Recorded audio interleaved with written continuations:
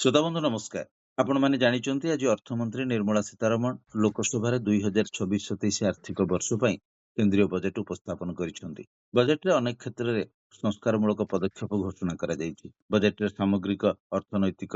ଚିନ୍ତାଧାରା, ଆର୍ଥିକ ପସନ୍ଦ ଏବଂ ଦୀର୍ଘକାଳୀନ ପ୍ରଭାବ ସମ୍ପର୍କରେ ଜାଣିବା ପାଇଁ ଆସନ୍ତୁ କଥା ହେବା ଅର୍ଥନୀତିଜ୍ଞ ରାଜୀବ ସାହୁଙ୍କ ସହିତ। ସାର୍ ନମସ୍କାର। ନମସ୍କାର। ସାର୍ ଆଜିର ଯୋଉ ବଜେଟ୍ ଆଗତ ହେଇଛି, ଯଦି ସାମଗ୍ରିକ ଭାବେ କହିବା, କାରଣ ନିର୍ମଳା ସୀତାରମଣ କହିଛନ୍ତି ଯେ ବିକଶିତ ଭାରତ ଦୃଷ୍ଟିକୋଣକୁ ରଖି ଯୁବ ନେତୃତ୍ୱାଧୀନ ବିକାଶ ପାଇଁ ଏହି ବଜେଟକୁ ପ୍ରସ୍ତୁତ କରାଯାଇଛି। ସାର୍ ଆପଣଙ୍କର ମତ କଣ? ଦେଖନ୍ତୁ, ପ୍ରଥମେ ତ ମୁଁ କହିବି, ଯେତେବେଳେ ସାରା ପୃଥିବୀରେ ଅନିଶ୍ଚିତତା ବ୍ୟାପି ରହିଛି, ଯେତେବେଳେ ଦେଶମାନେ ଷ୍ଟ୍ରଗଲ କରୁଛନ୍ତି, ସେ ସମୟରେ ଭାରତ 7.4% ଗ୍ରୋଥ ଆକଳନ କରିବା ନିଶ୍ଚୟ ଆମ ସମସ୍ତଙ୍କ ପାଇଁ, ଭାରତବାସୀଙ୍କ ପାଇଁ ଗୋଟେ ବହୁତ ବଡ଼ ଖୁସିର ବିଷୟ। ତେବେ ଭାରତ ବର୍ଷରେ ସବୁଠୁ ବଡ଼ ଷ୍ଟ୍ରେଂଥ ହେଉଛି ଆମ ଡେମୋଗ୍ରାଫିକ୍ ଡିଭିଡେଣ୍ଡ ବା ଆମ ୟୁଥ୍, ଏବଂ ଏଇ ବଜେଟ୍ ସେଇ ୟୁଥ୍ ମାନଙ୍କ ସମୃଦ୍ଧି ପାଇଁ, ୟୁଥ୍ ମାନଙ୍କ ଅବଜେକ୍ଟିଭକୁ ଆଚିଭ୍ କରିବା ପାଇଁ ଯେଉଁ ବଜେଟ୍ ତିଆରି ହେଇଛି, ସେଥିରେ MSME ଠୁ ଆରମ୍ଭ କରି ଶିକ୍ଷା, ସ୍କିଲିଂ, ଏମ୍ପ୍ଲୟମେଣ୍ଟ ଏଗୁଡ଼ିକ ଉପରେ ଯେଉଁ ପ୍ରାଧାନ୍ୟ ଦିଆଯାଇଛି, ସେଇଟା ନିଶ୍ଚୟ ଗୋଟେ ବଡ଼ ଜିନିଷ। ମୁଁ କହି ରଖେ ଯେ ଆମେ ବଜେଟକୁ ଯେତେବେଳେ ଆମେ ଆନାଲାଇଜ୍ କରିବା, ଯେ ଆମର ଯେଉଁ ମାକ୍ରୋ ବା ସାମଗ୍ରିକ ଭାବେ ଯେଉଁ ପ୍ରକାର ଷ୍ଟ୍ରେଂଥ ଆମେ ବଜେଟରେ ପାଇଛୁ, ଯୋଉଟା କି 7.4 ଗ୍ରୋଥ, ଯୋଉଟା କି ସାରା ପୃଥିବୀରେ ଭାରତ ନମ୍ବର 1 ଏବଂ ଯୋଉ ବଡ଼ ଦେଶମାନଙ୍କ ଭିତରୁ ଭାରତ ନିଶ୍ଚୟ ସବୁଠୁ ଆଗରେ ଅଛି। ତା ସାଙ୍ଗେ ସାଙ୍ଗେ ଆମର ଋଣ ଭାର କିଭଳି ଭାବରେ କମିବ, ସେଥିପାଇଁ ଯୋଜନା ହେଇକି 56.5 ପାଖରୁ ଆସିକରି 55.5 ପାଖରେ 1%ରୁ ଉର୍ଦ୍ଧ୍ୱ ଯେତେବେଳେ କମିବ, ଏବଂ ଫିସ୍କାଲ ଡେଫିସିଟ୍ ଆମର ଯୋଉ ଋଣ କରିବାର ଯୋଉ ସ୍କୋପ କମେଇବା ପାଇଁ ଫିସ୍କାଲ ଡେଫିସିଟକୁ 4.4 ଅନୁମାନ କରାଯାଉଥିଲା ଗତ ବର୍ଷ ବା 25-26ରେ, ସେଇଟାକୁ ଆଣିକି 4.3 ପାଖରେ ପହଞ୍ଚେଇବା, ସେଟା ମଧ୍ୟ ଗୋଟେ ବଡ଼ ଲକ୍ଷ୍ୟ। ଆମେ ଯଦି ଦେଖିବା, ଯେମିତି ଆମେ ଚର୍ଚ୍ଚା କରୁଥିଲେ ଯେ ଯୁବକ ଯୁବତୀ ମାନଙ୍କ ପାଇଁ ଅନେକ ଗୁଡ଼ିଏ କାର୍ଯ୍ୟକ୍ରମ ହେଇଛି, ସେ ଶିକ୍ଷାର ବିକାଶ ଠୁ ଆରମ୍ଭ କରି ରୋଜଗାର ପର୍ଯ୍ୟନ୍ତ ସେଥିରେ ଗୋଟେ ସାମଗ୍ରିକ ଭାବେ, ଏବଂ ଯୋଉ ନ୍ୟୁ ଜେନେରେସନ ଆମେ ଯଦି କହିବା ସମୃଦ୍ଧ ଭାରତ ପାଇଁ ଯୋଉ ବା ବିକଶିତ ଭାରତ ପାଇଁ ଯୋଉ ପ୍ରକାର ଯୋଜନା ସେମି କଣ୍ଡକ୍ଟର ଠୁ ଆରମ୍ଭ କରି MSME ଏବଂ ଟେକ୍ସଟାଇଲ ଠୁ ଆରମ୍ଭ କରି ଏଗ୍ରିକଲଚର ପର୍ଯ୍ୟନ୍ତ ସବୁ ଜିନିଷ ଗୁଡ଼ିକ ପାଇଁ ଏଥିରେ ବିଶେଷ ପ୍ରାବଧାନ ରହିଛି। ଏବଂ ଆମେ ଯଦି ଦେଖିବା ଯୋଉ ଯୋଉ ମୌଳିକ ଅସୁବିଧା ଆଜି ଆମ ଯୁବକମାନେ ପାଉଛନ୍ତି, ସେଗୁଡ଼ିକ କିଭଳି ଦୂର କରାଯିବ, ସେମାନଙ୍କ ରହିବା ସୁବିଧା, ହଷ୍ଟେଲଠୁ ଆରମ୍ଭ କରି କ୍ୱାଲିଟି ଏଜୁକେସନ, ଏବଂ ଯେମିତି ମୁଁ କହିଲି ସ୍କିଲିଂ, ସବୁ ପାଇଁ ଏଇ ବଜେଟରେ ଭଲ ଆଲୋକେସନ ରହିଛି, ଏବଂ ସେଗୁଡ଼ିକ ସାହାଯ୍ୟ କରିବ ଯୋଉ ଯୁବକମାନେ କିଭଳି ତାଙ୍କ ନେକ୍ସଟ ଜେନେରେସନରେ ଆଗକୁ ଯାଇପାରିବେ। ତେବେ ମୁଁ ଆଉ ଗୋଟେ ଦିଗ ଯୋଉଟା କି ଆପଣ ଚର୍ଚ୍ଚା କରିବାକୁ ଚାହିଁବେ, ଯେ ଓଡ଼ିଶା ଏଥିରୁ କ'ଣ ପାଉଛି। ଆମେ ଦେଖିବା, ଏଥିରେ ଓଡ଼ିଶାର ଇନଫ୍ରାଷ୍ଟ୍ରକ୍ଚର ଗୋଟେ କ୍ରିଟିକାଲ ମିନେରାଲ କରିଡର, ଯୋଉଟା କି ଓଡ଼ିଶା, ଆନ୍ଧ୍ରପ୍ରଦେଶ, ତାମିଲନାଡୁ, କେରଳ, ସେଇ ବାଟ ଦେଇ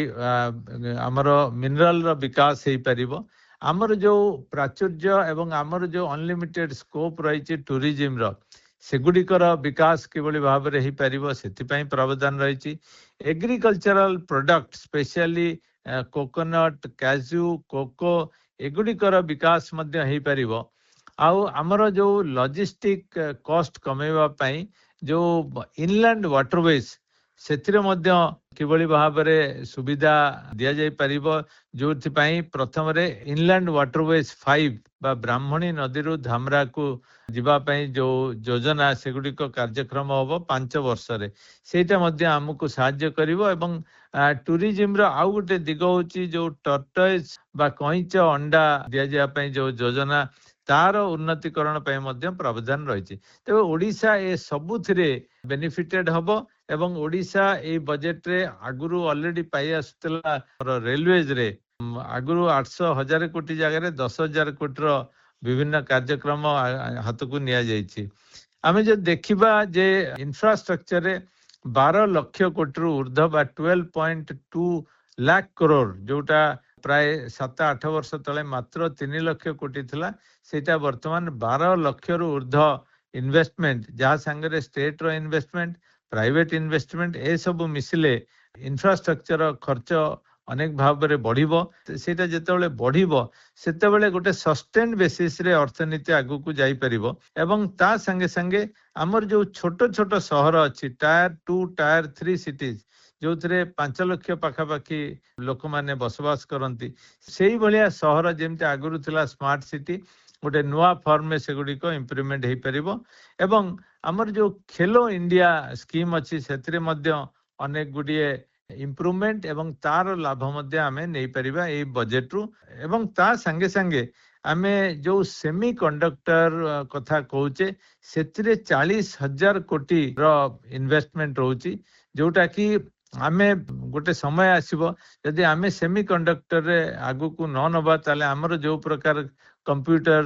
होची मोबाइल फोन होची तार इंपोर्ट दाम आमर पेट्रोलियम ठू मध्य बढ़ी जीवो तेनु सेमी कंडक्टर रे वेरी राइटली सो एवं ता संगे संगे आर्टिफिशियल इंटेलिजेंस चिप्स मैन्युफैक्चरिंग एगुडी को मध्य सरकार ए योजना हाथ को नै चंती जा द्वारा आमर किबळी भाव रे आगामी दिन मानकरे तार पूर्ण लाभ नै परिबा एवं अन्य मानक ऊपर आमे डिपेंडेंट न होबा सेथिपय योजना अछि एवं ता संगे संगे डाटा सेंटर जो प्रकार जरूरी दरकार पड़ुची आमर 2047 पर्यंत जो माने डाटा सेंटर रे इन्वेस्ट करिवे से माने टैक्स एग्जेम्पशन मध्य पाइबे एटा गोटे बड़ योजना जे आमे अन्य देश ऊपर डिपेंड न करी निजे ताकू डेवलप करिबा एवं से डेवलपमेंट रो फायदा एवं एम्प्लॉयमेंट अपॉर्चुनिटी मध्य आमे नै परिबा तेणु एगुड़ी को आमे जब देखिबा these are the non tax benefits आम पाखकू आसुची जोटा प्रमुख विषय रही था बजेट रे समस्तंकर लक्ष्यता ऊपर थाए आयकर कथा सर जो आयकर आईन निर्मला सीतारमण कहिसंती एप्रिल 1 रु लागू हबो सर ताहा केमिति कोन एवं ताहा केते सहायक हबो टैक्स सिस्टम रे जो मेजर एम्फासिस एवं रिफॉर्म थिला जे किबळी भाव रे टैक्स सिंप्लीफाइड हे परिबो एवं ए सिंप्लीफाइड वर्जन पई 1961 मसिया जो टैक्स एक्ट थिला ताकू परिवर्तन करी नुआ टैक्स कोड आसिला सेटा 1 एप्रिल 2026 रे ठारू इम्प्लीमेंट हबो एवं एथिरे जदियो पूर्व वर्ष ठारू कोनोसी प्रकार परिवर्तन आसिनी किंतु सिंप्लीफाइड वर्जन रे गत वर्ष मध्य अनेक सुविधा दिया जाइथिला एथरक गोटे बड़ घोषणा जोटा माननीय अर्थमंत्री करिसंती जे आउ प्रोसिक्यूशन हबनी प्रोसिक्यूशन माने लिटिगेशन परंग आपण पैसा देई सेथरु आपण छुटकारा पांतु एवं जो आम पाखरे 5 रु 7 लाख कोटी गोटे डिस्प्यूटेड बा लिटिगेशन पेंडिंग रही सेथरु ना सरकार को लाभ ना लोकन को लाभ बरं ताकू मोनिटाइज करी सरकार जदि अधिक पैसा आनिबे सेही पैसा को युवक मान हुंतु इंडस्ट्री पाई हुंतु बा टेक्नोलॉजी पाई हुंतु खर्च करि परिबे तेनु एटा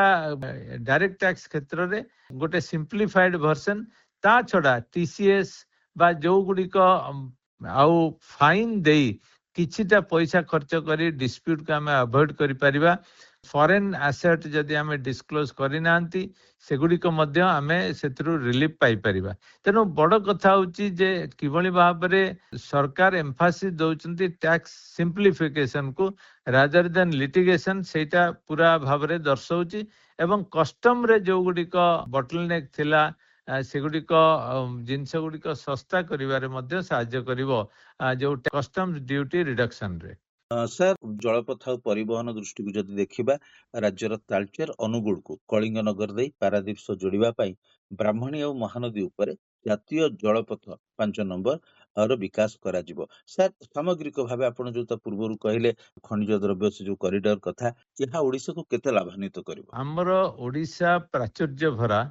एवं तार जेतेबेले लॉजिस्टिक एवं ट्रांसपोर्टेशन कॉस्ट रे आमे किछिटा इंप्रूवमेंट आनी परिबा ताहले आम प्रोडक्ट एक्सपोर्ट हो पारिबो आम प्रोडक्ट कॉम्पिटिटिव हो पारिबो एवं आमे वैल्यू एडिशन जिनस करियार मध्य सफलता हासिल करिबा आमर जो इनलैंड वाटरवे जोटा कि किछि वर्ष धरी पेंडिंग पड़िछि वर्तमान सेगुडी को आमे किबळी भाव रे ब्राह्मणी नदी देई अनुगोल तालचेर तमाने कोल एल्युमिनियम सेठू आसी कलिंग नगर रे स्टील आमे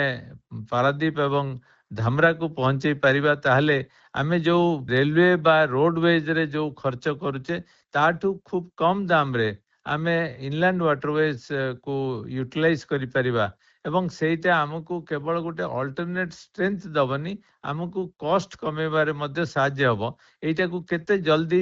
राज्य सरकार एवं केंद्र सरकार कारण बिना राज्य सरकार सहायता रे काम हेई परिबो नै तेणु एगुडिक जदि हेई परिबो ताले आमे सेतिरु लाभवान हबा। सर निर्मला सीतारमण कहिसंती विश्व रे भारत को गोटे स्वास्थ्य हब भाବରେ परिणत करिवा पई एफआर स्थापन करा जिवो एवं विशेष करी 36 टी जीवन रक्षक औषध ऊपर मध्ये सीमा शुल्क छाड़ करबा विषय घोषणा करिसंती ए सब विषय कोन कहिबे? हमरो जो स्ट्रेंथ अछि हमरो भलो डाक्टर अछंती एबे अनेक गुडी मेडिकल कॉलेज हबा द्वारा आउरी डाक्तर संख्या बढ़िबो हमर हॉस्पिटल बढ़िबो आमे एटा करिबा द्वारा जेहेतु हमर क्वालिफाइड एवं कॉम्पिटेंट डॉक्टर अछंती गोटे मेडिकल टूरिज्म संगरे बाहर देशरू लोक माने आसीबे आपण मन रखिबे जे आगुरु आमे बाहर देश को जाउथलो ट्रीटमेंट पई वर्तमान एई फैसिलिटी करिबा द्वारा बाहर देशर लोक माने पेशेंट माने से माने भारत को आसीबे एवं फायदा नेबे जहा द्वारा हमर जो हेल्थ सेक्टर से माने मध्ये लाभवान नेबे एवं बजेट रे सेति पई मध्ये प्रावधान रहिछि जे किबळी भाबरे एई जो पोटेंशियल हमर अछि ताकू यूटिलाइज करि परिबे। सर एथर बजेट रे निवेश कथा कुहा जाइछि विशेष करी जेतेबेले देश भारत भली देश वैदेशिक पुंजी ऊपर बहुल भाबरे निर्भरशील एवं समानकर निवेश को नेकिर एथर से निवेश को आउ सरलीकरण करा जाइछि। सर निवेश जेतेबेले बढ़िबो वैदेशिक पुंजी निवेश बढ़िबो देशर अर्थनीतिर स्थिति केते विकास घटिबो? आमे चाइना एवं वियतनाम भली देश संगरे आमे कम्पीट करि पारु नाहंती जोथि पई हमर फॉरेन डायरेक्ट इन्वेस्टमेंट रो शेयर ग्लोबल मार्केट रे कमिछि किंतु वर्तमान जो यूके एवं यूरोपियन यूनियन संगरे हमर एमओयू हेछि एवं जोथि पई तांकर चाहिदा मुताबिक आमे किछिटा सरलीकरण ए बजेट रे मध्ये अछि जा द्वारा आमे आहुरी अधिक अट्रैक्टिव करि परिबा ईज ऑफ डूइंग बिजनेस को आहुरी आपणे पारिबा जहा द्वारा विदेशी पुंजी एवं समस्त जानिचंती हमर पुंजी रो शॉर्टेज अछि तेणु एई पुंजी जेतेबेले आमे भारत को आनी पारिबा हमर कैपिटल इन्वेस्टमेंट जेतेबेले बढ़िबो हमर निजस्व बा स्वावलंबी होवा पई एटा आउ गोटे स्टेप आमे जोटा कि हमकु सहाय्य करिवो आमे सेथिरे हम लक्ष्य हासिल करि परिबा जोथि पई बजेट रे फॉरेन डायरेक्ट इन्वेस्टमेंट बा फॉरेन इनफ्लो किबळी भाबरे आसी परिबो ता पई प्रावधान रहिछ। सर बजेट रे चलित थर विशेष करी युवपीढ़ी नियुक्ति नै कोन व्यवस्था रहिछि? मु तो कहबी एटा जेमता माननीय अर्थमंत्री कहचंती एटा गोटे यूथ बजेट जे किबळी भाबरे से माने अधिक रो अधिका चाकरी पाइबे से माने स्किलिंग हेबे से माने अधिक रोजगार पाइबा संगे संगे अपॉर्चुनिटी तांक पई बढ़िबो से माने बाहर देश को न जाई तांक देश रे रही काम करि परिबे एवं यूथ जेतेबेले आइडेंटिफाई हेबे फॉर द नेक्स्ट जनरेशन तांको आइडेंटिफाई करा जिवो जहार पोटेंशियल अछि तांको नुआ नुआ अपॉर्चुनिटी दिया जाय परिबो तांकर जति कि टैलेंट अछि ताको यूटिलाइज करि हबो सेटा निश्चय यूथ मानक पई बडे बड उत्साह एवं सेथिरे ए बजेट रे जो कंट्रीब्यूशन रहिबो सेटा गोटे बड़ घोषणा बोली मु कहबी। अर्थमंत्री निर्मला सीतारमण जेतेबेले नवम थर पई बजेट आज उपस्थापन कले तीनोटी कर्तव्य कथा सर कहले गोटे होउची प्रतियोगितामूलक व्यवस्था वृद्धि करिबा जा फल अस्थिर विश्वर जो परिस्थिति रही से आमर भारतर आर्थिक स्थिति केमती सुदृढ़ रहिबो तापर लोकंक आकांक्षा पूरण करिबा क्षमता निर्माण करिबा तृतीयटी होउची सबका साथ सबका विकास ए तीनटी को भारतर विकास पथरे बा जोटा आपण कहउतिले विकसित भारत लक्ष्य पूरण दिगरे केते सहायक होई परिबो सर? नहीं देखंतु आमे कॉम्पिटिटिव नहले आमे केबेले ग्लोबल मार्केट रे स्टैंड करि परिबानी एवं जो स्लोगान माननीय प्रधानमंत्री देइचंती सबका साथ सबका विकास सबका विश्वास माने आमे सबु श्रेणी सबु वर्गर लोक माने जदि हाथ रे हाथ मिले काम करिबा जहार जहार पोटेंशियल अछि ताको आमे यूटिलाइज करिबा एवं समस्त मिसिकी कंट्रीब्यूट करिबा ए जो 7.4 आमे अचीव करिया को जाउचु बा आगामी वर्ष रे मध्य सिमिलर स्ट्रेंथ आमे एग्जिबिट करिबा एथिरे भारत निश्चय सफल हबो ଯେତେବେଳେ ଆମେ ଏଇ କମ୍ପିଟିଟିଭନେସ୍ କୁ ସକ୍ସେସଫୁଲି ଇମ୍ପ୍ଲିମେଣ୍ଟ କରିବା ଏବଂ ଆମର କମ୍ପିଟିଟିଭନେସ୍, ଆମର ଟେକ୍ନୋଲୋଜି, ଆମର ସ୍କିଲିଂ ଷ୍ଟ୍ରେଂଥ ଏଗୁଡ଼ିକ ଯେତେବେଳେ ଆମେ ଠିକ୍ ଭାବରେ ୟୁଟିଲାଇଜ କରିପାରିବା ତାହେଲେ ଆମର ଯୋଉ ପୂର୍ଣ୍ଣ କ୍ଷମତା ଆଉ ଦକ୍ଷତା ତାକୁ ଆମେ ପ୍ରତିପାଦନ କରିପାରିବା। ତେଣୁ ମୁଁ ନିଶ୍ଚୟ କହିବି ଯେ ଏଇ ବଜେଟରେ ତାର ଯୋଉ ଫୋକସ୍ ରହିଛି ସେଟା ଆମକୁ ସାହାଯ୍ୟ କରିବ। ସାର୍, କିଛି ଦିନ ପୂର୍ବରୁ କେନ୍ଦ୍ର ସରକାର ଲାଗୁ କରିଛନ୍ତି ମନରେଗା ଯୋଜନା ବଦଳରେ ବିଭିଜି ରାମଜୀ ଯୋଜନା। ବଜେଟରେ କଣ ବ୍ୟବସ୍ଥା ସବୁ ରହିଛି ସାର୍? ଦେଖନ୍ତୁ, ଆମେ ଏତେ ବର୍ଷ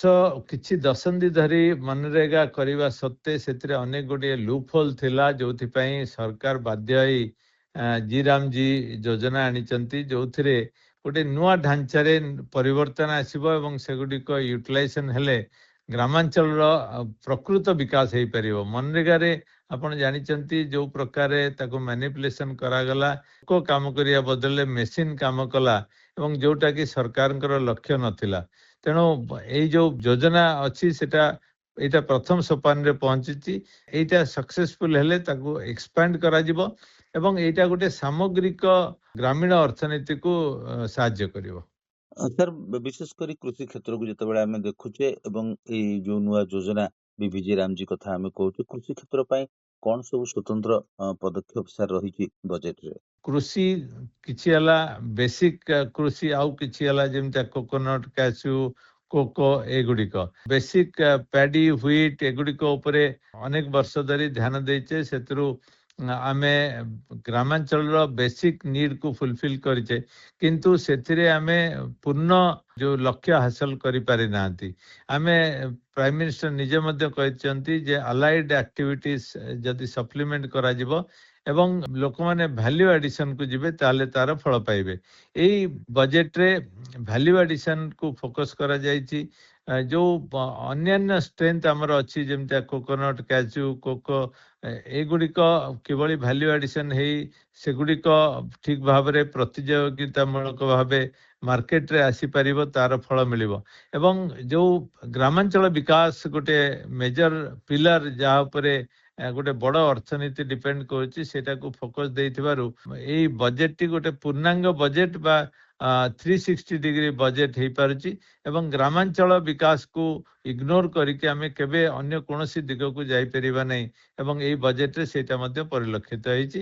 ଏବଂ ସଫିସିଏଣ୍ଟ ଆଲୋକେସନ ମଧ୍ୟ ରହିଛି ଏଇ ବଜେଟ। ସାର୍, ପ୍ରତିରକ୍ଷା କ୍ଷେତ୍ର ଦେଶର ଆମର ଗୋଟେ ପ୍ରମୁଖ କ୍ଷେତ୍ର ଏବଂ ଗତ କିଛି ବର୍ଷ ମଧ୍ୟରେ ଆମେ ଆତ୍ମନିର୍ଭରଶୀଳ ହେଇଛେ। ଆମେ ପ୍ରତିରକ୍ଷା ସାମଗ୍ରୀ ବାହାର ଦେଶକୁ ମଧ୍ୟ ରପ୍ତାନି କରୁଛେ। ସେ କ୍ଷେତ୍ରରେ ମଧ୍ୟ ଆମେ ସଫଳତା ହାସଲ କରିଛେ, ବିଶ୍ୱଗୁରୁ ପାଲଟୁଛେ। ଆଉ କଣ ସବୁ ଏଇ ବଜେଟରେ ପ୍ରତିରକ୍ଷା ପାଇଁ ବ୍ୟବସ୍ଥା କରାଯାଇଛି? ବର୍ତ୍ତମାନର ଯୋଉ ଜିଓ ପଲିଟିକାଲ ସିଚୁଏସନ, ଦେଶ ଦେଶ ଭିତରେ ଯୁଦ୍ଧ, ଆମେ ମଧ୍ୟ ଗୋଟେ ଛୋଟକାଟିଆ ଯୁଦ୍ଧ ଯୋଉଟା ଅପରେସନ ସିନ୍ଦୁରରେ ଆମେ ଲଢିଥିଲେ ପାକିସ୍ତାନ ସାଙ୍ଗରେ, ଯୋଉଥିପାଇଁ ଆମେ ଏକା ସମୟରେ ପାକିସ୍ତାନ ହଉ ବା ଚାଇନା ହଉ ତାଙ୍କ ସାଙ୍ଗରେ ଏପଟେ ବାଂଲାଦେଶ ମଧ୍ୟ ମୁଣ୍ଡ ଟେକୁଛି। ସେଥିପାଇଁ ଆମେ ଯୋଉ ବଜେଟର ଆଲୋକେସନ ଏବଂ ନିଜେ କିଭଳି ଭାବରେ ଗୋଟେ ଦିଗରେ ଆତ୍ମନିର୍ଭର ହବା, ନିଜେ ଆମର ଇକ୍ୱିପମେଣ୍ଟ ତିଆରି କରିବା ଏବଂ ଦ୍ୱିତୀୟ କ୍ଷେତ୍ରରେ ହାୟର ଆଲୋକେସନ ଦ୍ୱାରା ଆମେ ଅଧିକ ଶକ୍ତିଶାଳୀ ହେଇପାରିବା। ତେଣୁ ଏଇ ଦୁଇଟି ଦିଗକୁ ଆମେ ଯଦି ଦେଖିବା, 7.5 ଲକ୍ଷ କୋଟିରୁ ଉର୍ଦ୍ଧ୍ୱ ବଜେଟରେ ଆଲୋକେସନ ଯୋଉ ରହିଛି, ସେଇଟା ମୁଁ ଭାବୁଛି ଆଜିକା ଦିନରେ ଆମର ଇଣ୍ଟେନସନକୁ ଏକ୍ସିବିଟ କରିବା ପାଇଁ ଏବଂ ଆମେ ଯଦି ଦେଖିବା ପୃଥିବୀ କ୍ଷେତ୍ରରେ ସବୁ ଦେଶମାନେ ତାଙ୍କ ବଜେଟ ଡିଫେନ୍ସ କ୍ଷେତ୍ରରେ ବଢେଇଛନ୍ତି, ତେଣୁ ଆମେ ମଧ୍ୟ ବଢେଇବାଟା ସ୍ୱାଭାବିକ ଏବଂ ଯୋଉଟା କି ଭାରତକୁ ଆହୁରି ଶକ୍ତିଶାଳୀ କରିପାରିବ। ସାର୍, ଆଜି ଅର୍ଥମନ୍ତ୍ରୀ କହିଛନ୍ତି ବଜେଟ ଉପସ୍ଥାପନ ବେଳେ ଯେ ଆମେ ବର୍ତ୍ତମାନ ଅରେଞ୍ଜ ଇକୋନୋମି ବା ସୃଜନଶୀଳ ଅର୍ଥନୀତିକୁ ପ୍ରୋତ୍ସାହନ ଦେବା ପାଇଁ ଯାଉଛୁ, ଯୋଉଥିରେ ଆପଣଙ୍କର ଆନିମେସନ ରହିଛି, ଭିଏଫଏକ୍ସ, ଗେମିଂ, କମିକ୍ସ ଏଗୁଡା ସବୁ ରହିଛି। ଏ ବିଷୟରେ ସାର୍ କଣ କହିବେ? ଆମେ ଆଗରୁ ମଧ୍ୟ ଅନେକ ସମୟରେ ଚର୍ଚ୍ଚା କରିଛୁ ଯେ ଆମର ଯୋଉ ଆନିମେସନ, ଗେମିଂ ଏଥିରେ ଯୋଉ ପୋଟେନସିଆଲ ଅଛି, ୱାର୍ଲଡ ମାର୍କେଟରେ ତାର ଯୋଉ ସ୍କୋପ ଅଛି, ଆମେ ତାକୁ ପୂର୍ଣ୍ଣାଙ୍ଗ ଭାବେ ଏକ୍ସପ୍ଲଏଟ କରିପାରିନଥିଲୁ, ଯାହାର ଏକ୍ସପୋର୍ଟ ପୋଟେନସିଆଲ ମଧ୍ୟ ଅଛି। ଏବଂ ଯେହେତୁ ସାରା ପୃଥିବୀରେ ଏଇ ମାର୍କେଟ ଅଛି, ତେଣୁ ସରକାର ସେଟାକୁ ପ୍ରୋତ୍ସାହନ ଦେଇଛନ୍ତି। ଗେମିଂ, ଟଏଜ, ଆନିମେସନ ଏଗୁଡିକ ସବୁ ପ୍ରାଧାନ୍ୟ ଦିଆଯାଉଛି ଏବଂ ତାର ଫଳ ମଧ୍ୟ ମିଳିବ। ଆମର ଏକ୍ସପୋର୍ଟ ସେଥିରେ ଅଧିକରୁ ଅଧିକ ହବ। ସାର୍ ଯଦି ସାମଗ୍ରିକ ଭାବେ କହିବେ ତାହେଲେ ଆମର ଶ୍ରୋତା ବନ୍ଧୁ ମାନଙ୍କୁ ସାର୍ କଣ ଶସ୍ତା ହେଲା ଆଉ କଣ ମହଙ୍ଗା ହେଲା ସାର୍? ଦେଖନ୍ତୁ ଆମେ ଯଦି ଶସ୍ତା କଥା ଦେଖିବା ଔଷଧଠୁ ଆରମ୍ଭ କରି ମୋବାଇଲ ଫୋନ ବା ଆମେ ଅନେକ ଗୁଡ଼ିଏ ଇମ୍ପୋର୍ଟେଡ୍ ଜିନିଷର ଦାମ ନିଶ୍ଚୟ କମିଛୁ ଏବଂ ଆମେ ଯଦି ଦେଖିବା କିଛି ଦିନ ପୂର୍ବରୁ ଜିଏସଟି ରିଡକ୍ସନରେ ମଧ୍ୟ ଆମେ ଗୋଟେ ସବଷ୍ଟାନ୍ସିଆଲ ରିଡକ୍ସନ ପାଇଛୁ ଏବଂ ଆମେ ଯଦି ଦେଖିବା ଆମର ମୁଦ୍ରାସ୍ଫୀତି 1.7 ଥିଲାବେଳେ ଆମେ ନିଶ୍ଚୟ କହିବା ଯେ ଆମର ଜିନିଷ ଗୁଡ଼ିକ ଶସ୍ତା ହେଇଛି କିନ୍ତୁ କିଛି ଜିନିଷ ମହଙ୍ଗା ହେଇଛି ଯୋଉଟା କି ଆମର ଇମ୍ପୋର୍ଟ ଆମେ କରୁଛୁ ଆମର ଯୋଉଗୁଡ଼ିକ ରୁପି ଡିଭାଲୁଏସନ ହେଇଛି ଏବଂ ଅଳ୍ପ କିଛି ଜିନିଷ ଯୋଉଟା କି ମହଙ୍ଗା ହେଇଛି ଯେମିତି ମଦ ବା ଅନ୍ୟାନ୍ୟ ଜିନିଷ ଗୁଡ଼ିକ ଯୋଉଟା କି ସାଧାରଣ ଲୋକଙ୍କର ଦରକାରରେ ଆସେ ନାହିଁ। ସାର୍ ଯେତେବେଳେ ଆମେ କଥା କହୁଛୁ ବିଶେଷ କରି ଏଥର ଅର୍ଥମନ୍ତ୍ରୀ ନିର୍ମଳା ସୀତାରମଣ ଇଭି ଚାଳିତ ଯୋଉଟା ଆମେ କହୁଛେ ଇଲେକ୍ଟ୍ରିକ ଭେହିକିଲ ସେ ଚାଳିତ ବିଭିନ୍ନ ତାଙ୍କର ଆପଣ ବ୍ୟାଟେରୀ କଥା କହିପାରନ୍ତି ସା ଉପରେ ମଧ୍ୟ ବହୁତ ଧ୍ୟାନ ଦେଇଛନ୍ତି ଯୋଉଥିରେ ଯନ୍ତ୍ରାଂଶ ରହିଛି ଲିଥିୟମ ବ୍ୟାଟେରୀ ରହିଛି ମୋବାଇଲ ଉତ୍ପାଦନ ମଧ୍ୟ ରହିଛି ଏବଂ ସୌର ଯୋଉ ପ୍ୟାନେଲ ରହିଛି ଆମର ସେଥିପାଇଁ ମଧ୍ୟ ସେ ପ୍ରାଧାନ୍ୟ ଦେଇଛନ୍ତି। ଆ ଦ୍ୱାରା ସାର୍ ଦେଶରେ କେଉଁ ପ୍ରକାର ପରିବର୍ତ୍ତନ ଘଟିବ? ଦେଖନ୍ତୁ ଆମେ ଯୋଉ ଟ୍ରାଡିସନାଲ ବା ପଲ୍ୟୁଟିଂ ପାୱାର ଜେନେରେସନଠୁ ଆରମ୍ଭ କରି ଟ୍ରାଡିସନାଲ ସୋର୍ସ ଅଫ ଏନର୍ଜିରୁ ସିଫ୍ଟ କରି ଆମେ କିଭଳି ଭାବରେ ଗ୍ରୀନ୍ ଏନର୍ଜି ତିଆରି କରିପାରିବା ଯୋଉଥିପାଇଁ ସୋଲାର ପ୍ୟାନେଲଠୁ ଆରମ୍ଭ କରି ଇଲେକ୍ଟ୍ରିକ ବ୍ୟାଟେରୀ ପର୍ଯ୍ୟନ୍ତ ସେଗୁଡ଼ିକ ଦରକାର ହେବ ଏବଂ ତାର ବହୁଳ ପ୍ରଚାର ପାଇଁ ତାର ଦାମ ମଧ୍ୟ କମାଯାଇଛି ତା ଦ୍ୱାରା ଲୋକମାନେ ଏନକରେଜ ହେବେ ଆଟ୍ରାକ୍ଟେଡ ହେବେ ତାକୁ ୟୁଜ କରିବା ପାଇଁ। ତେଣୁ ଏଇ ବଜେଟରେ ସେଇ ଇଭି ବ୍ୟାଟେରୀ